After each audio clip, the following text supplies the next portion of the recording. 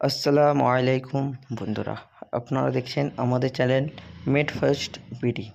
আজ আমরা আপনাদের সঙ্গে আলোচনা করব সিনারেস্ট সম্পর্কে। সিনারেস্ট মূলত 3টি উপাদান দিয়ে তৈরি। প্যারাসিটামল জ্বর ও ব্যথা কমাতে সাহায্য করে, ফেনাইলইফ্রিন নাক বন্ধ ও সর্দির কারণে শ্বাসকষ্ট কমাতে সাহায্য করে, ক্লোরোফেনিরামিন অ্যালার্জি, হাঁচি ও নাক দিয়ে পানি পড়া কমায়। সিনারেস্ট সাধারণত যেসব সমস্যায় ব্যবহার করা হয়: ঠান্ডা, মাথা ব্যথা, নাক দিয়ে পানি পড়া, মাংসপেশির ব্যথা, হালকা জ্বর। তবে মনে রাখবেন, সিনারেস্ট একটি কম্বিনেশন ওষুধ।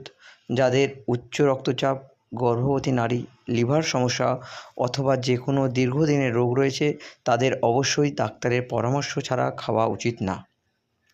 এছাড়া কেউ অতিরিক্ত সিনারেস্ট সেবন করলে তাদের লিভারের ক্ষতি হতে পারে।